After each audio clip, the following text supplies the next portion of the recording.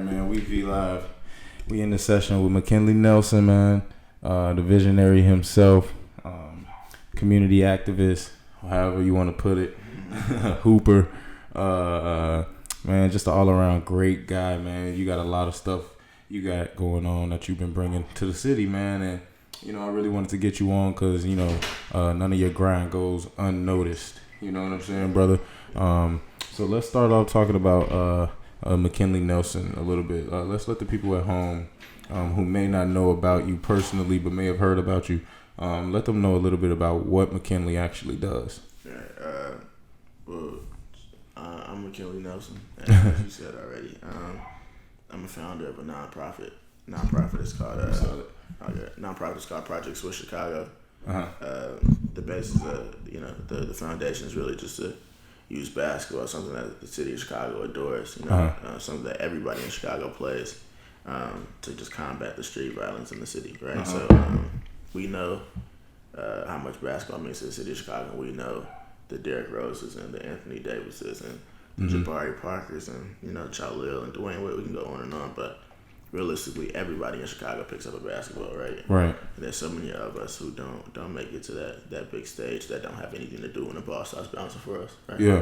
So this is just where our foundation comes into play. We give guys the opportunity to continue to play, stay off the streets, just get reconnected to the game. So your main focus is to just try to or is it just a target to those who used to play basketball, or is it just one of those things where it's targeting pretty much anybody and using the game? Right, basketball is really like it's what the foundation is built around, but it's really like our smallest part of what we're pitching, what we're preaching. Safety is really important to us, right? So if basketball attracts you, which it attracts everybody in Chicago, whether you playing or coming to watch or whatever the situation may be, you're in a safe house, you're in a safe haven during the times that some crazy stuff is going on outside. You know what I'm saying? And we have food, right? So even if you want to slide just for like a free meal, you know what I'm saying? Like you're open to come twice a week just to come kick it with us and hang out and just be safe. We have partnership with the Chicago Police Department where we have special attention, which means that we have security on the inside, the outside, and around all of our facilities. Okay. Right? So it's really just safe haven, and then just using basketball to provide what's needed in the city of Chicago. Resources can mean school supplies, or it can mean like mental health awareness, or just having somebody to talk to. We just want to use something like basketball as a bait to just drive the bigger picture home.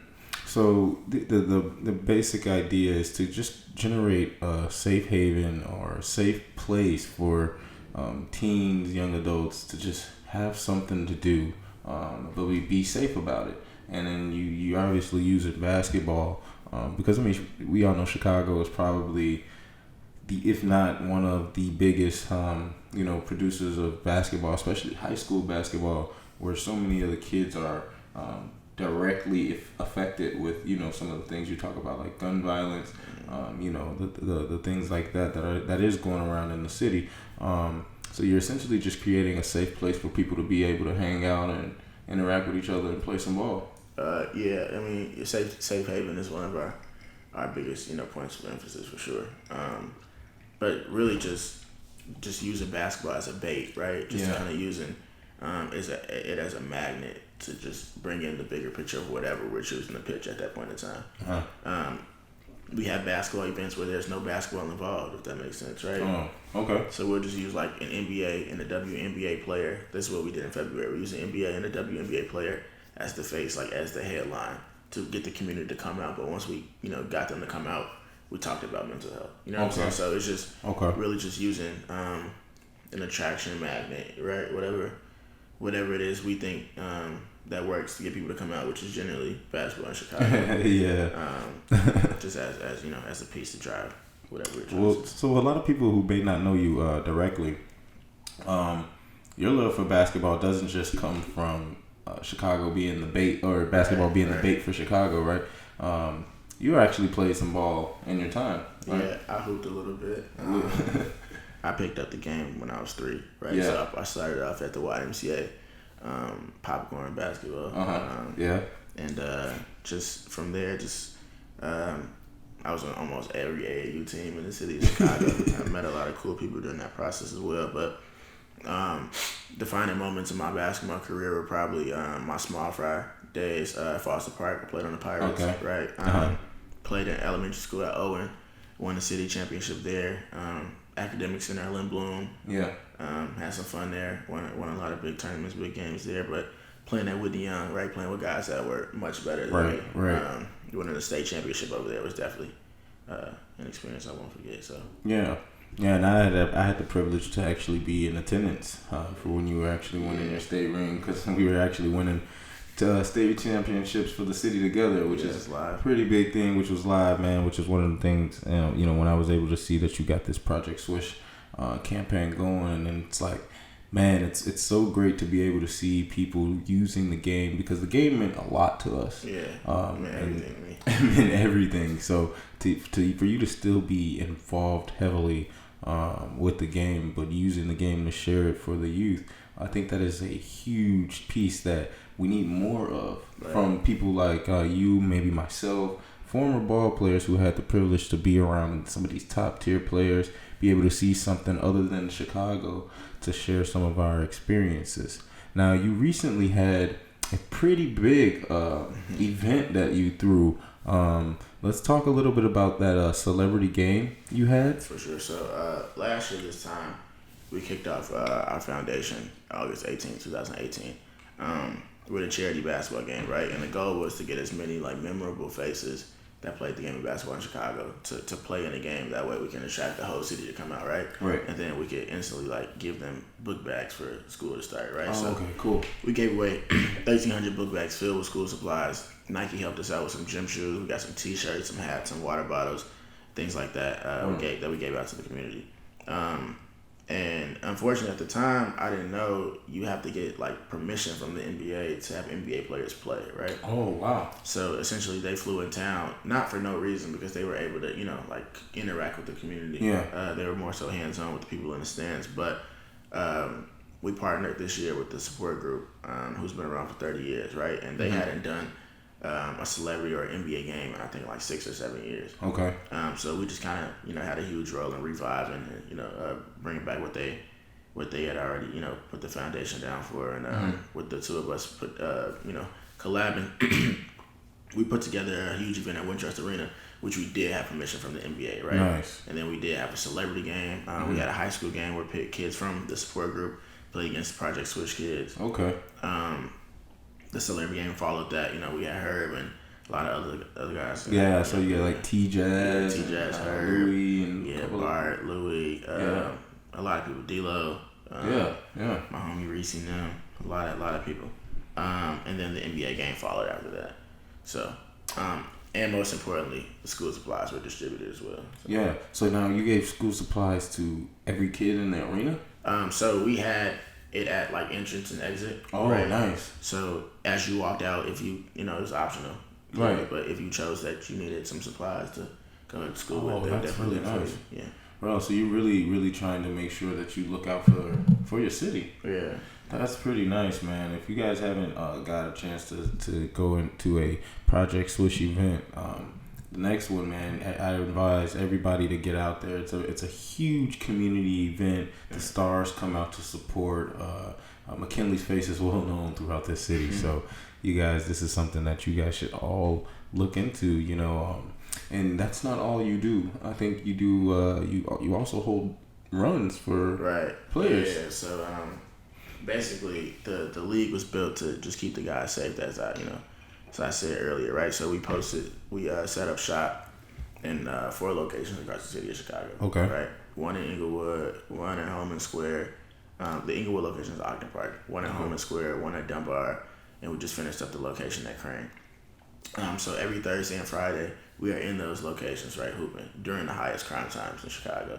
So today when I leave here, I'm headed to Holman Square. It's our Thursday night run on the west side, and we'll be there from 5 to 10. Oh, that is nice. And so oh wow, you just want to fuck my head up for a second. So you've actually methodically thought out the times that you want to have your runs for. Everything has been by design. Thursday through Sunday, 6 to 9 p.m. in Chicago.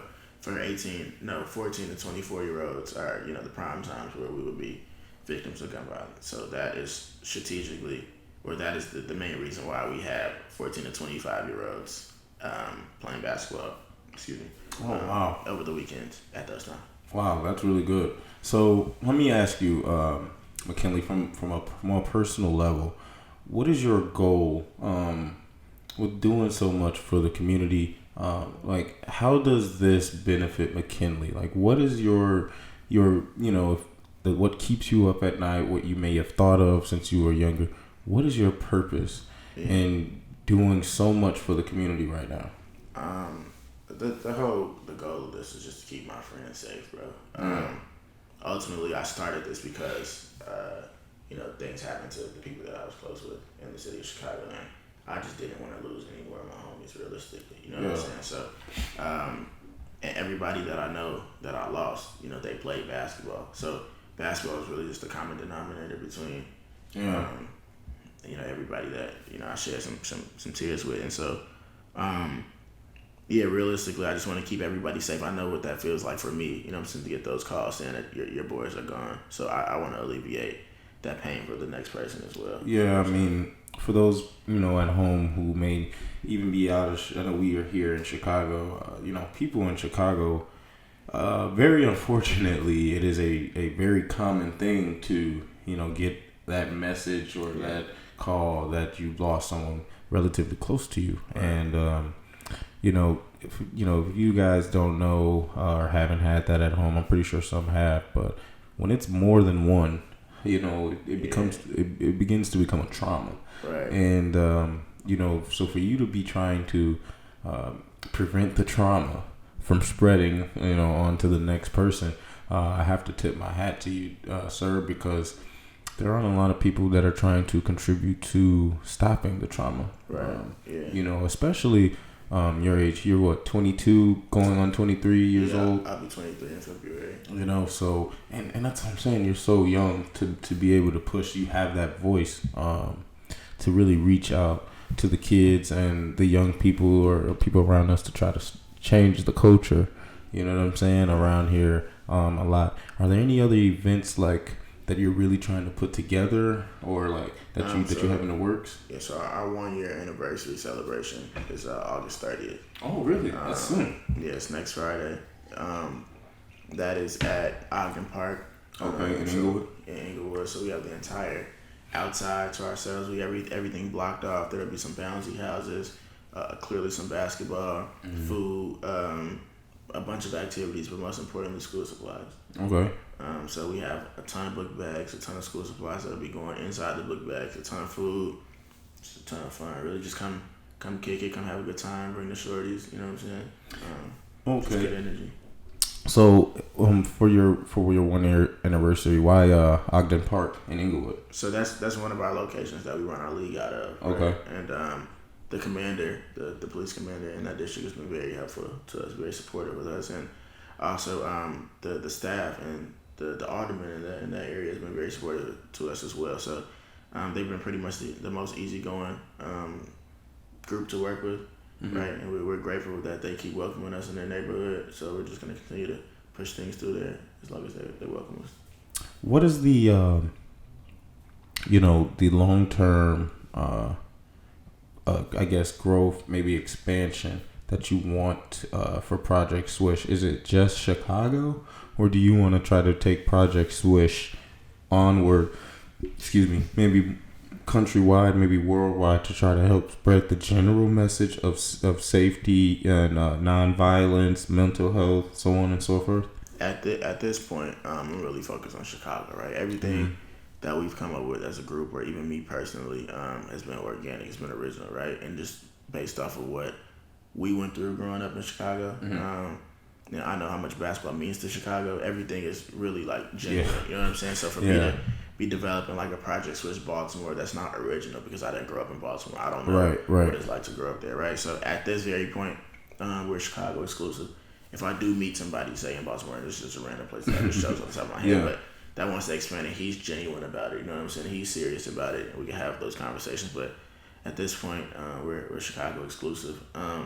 I do want to give the kids in Chicago an opportunity to see other places, right? Correct. So, at some point, develop some college tours, maybe some travel and nationally, hopefully internationally, with the kids that are in the program or people that are in the program, because all of them aren't kids. Right. But that's where we are with it right now. Okay.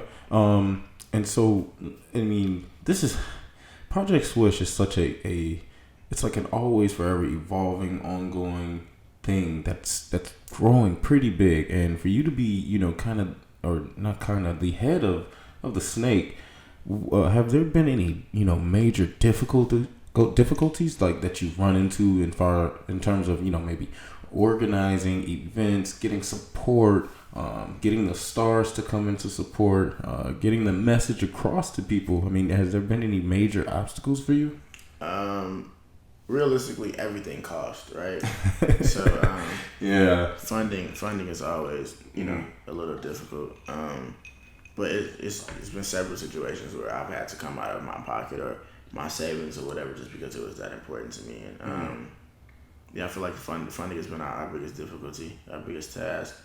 Other than that, I pretty much garnered the support of people that I didn't even think I would get the support from, right? Really? Of course, we hear people like, who does this kid think he is? He got Nike and he got LeBron. Or you hear like, how can you do something in Chicago basketball without checking in with me? You know what I'm saying? Like little stuff here and there, but that's just, you're doing something right. The people just got some little. You're shaking the little feathers. Yeah, so I'm not really concerned about anything but raising the funds for the kids or the people in Chicago. Really, that's my only. Who's been one of the biggest supporters that may have shocked you? That you guys, your team or whoever may have reached out to that you probably didn't think was going to come out and support that actually did and helped out big time. I'm really not like surprised with anybody personally, because I just feel like even rappers, right? Like rappers think that they can hoop. Yeah. You know what I'm saying? Like, and hoopers think that they can rap, right? So those are just so like intertwined where like there hasn't been any like celebrity, anybody that's like caught us off guard because like you love Chicago and you love basketball. Why would you not be here? You know what I'm saying? From a professional standpoint, Chicago Public Schools has helped us out the most. Really? To be specific, Chicago Public School Sports Administration. Okay. And Carl Kemp, to be exact, really helped us out a lot, right? Yeah. Just from monetary support, in-kind support, just everything, that they've contributed to help this league grow and even just be around, you know what I'm saying? So I'm grateful for their support. But if there's something that shocked me, I'd probably just say the social media love that we've been getting lately. Yeah, really being able to market it and just bringing the city together through this. I mean, it's really an ingenious idea in terms of you using basketball as the bait. That is, we aren't like the southern states where we got like football and track and field, stuff like that. Like basketball is it here. It is the main event. You can go to a basketball game on a Friday night and it is way more packed than someone's concert. Like, you know what I'm saying? So that is a very ingenious idea to be able to use basketball just to camaraderie the entire city, and the entire city, from stars to even people who do need school supplies, and that is huge for us, and we need more of that. We need to continue to do more of that. And you also got the basketball runs for everybody to come in and play basketball. Now let's talk about those runs, because a lot of runs here in Chicago get a little bit exclusive, a little bit difficult to talk to the people about the runs, because I'm pretty sure people who listen to this and they find out you got runs every Thursday and Friday, they're going to want to know more about how they work. How do those runs work? So first we can talk about the location. So on Thursday, all 14 to 25-year-olds are home and square. We are split up 14 and 17 and then 18 and over. Okay. And we are there from 5 to 10, as I talked about earlier. We are open enrollment, right? So we're welcoming everybody. Okay. If you play basketball in Chicago at any point, you are familiar with both Miss Fosters. Right? Miss Foster's there? Okay. So we have both Miss Fosters as our coaches on the west side.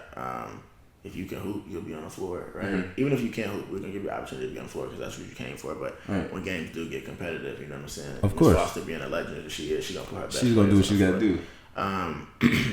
And then and Fridays, 14 to 17, you're at Dunbar.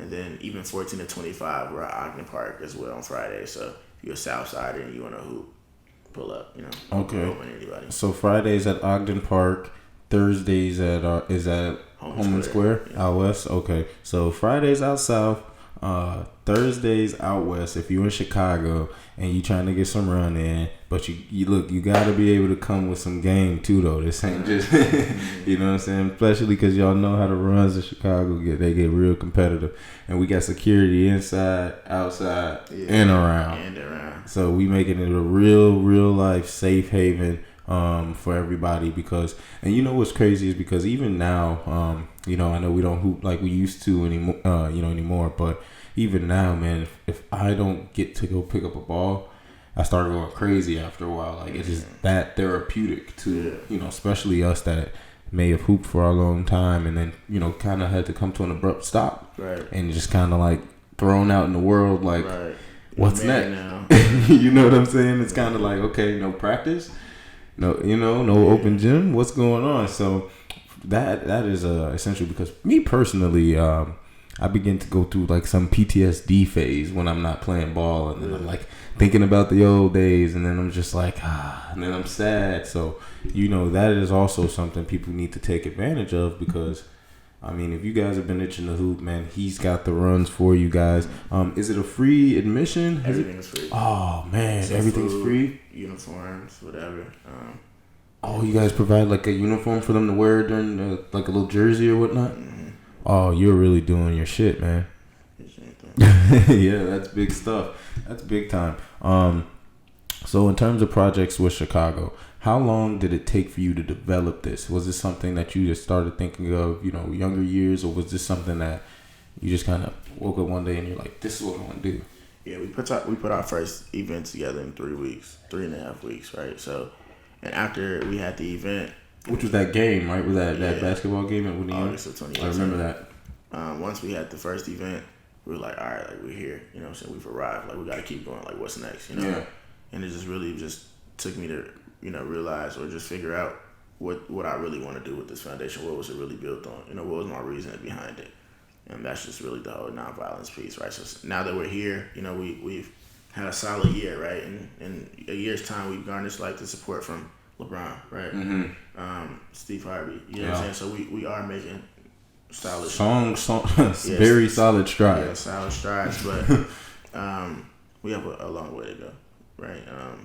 Recognition is one thing, but success is another, right? And just until the shorties and just people that are my peers in Chicago are safe, then we don't have any success to talk about. Yeah. And so one of the other people I see has been a big supporter of what Project SWISH has to go on is Nike. Right. That gives me a very comfortable feeling to see that a company such as Nike has an eye for, change and trying to make the change, because Nike is heavily involved with Chicago basketball.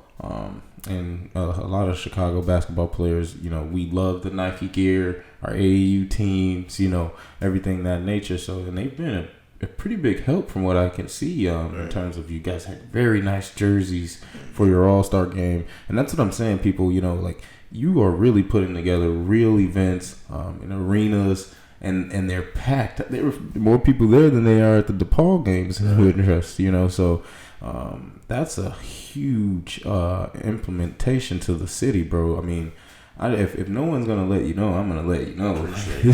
This shit is huge, and it's a big thing. So you got the 1 year anniversary coming up on the 30th, correct?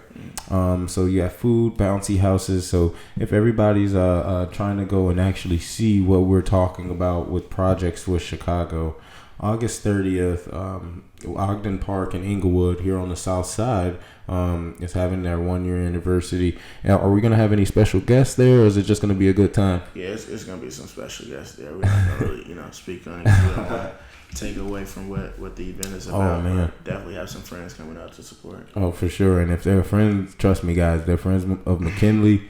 There's some really big fans or friends rather. McKinley, man, I know you got a very busy schedule and you got to get out of here because we're coming up close to those runs. I know you got to go get your events and stuff like that together. I appreciate you coming down to the session, man. We really love what you got going on, and the city loves what you got going on too. You got everybody's support. We just want you to keep going with it, brother. Appreciate you. All right? Man. Appreciate you coming down. Thank you, man. Solid, brother.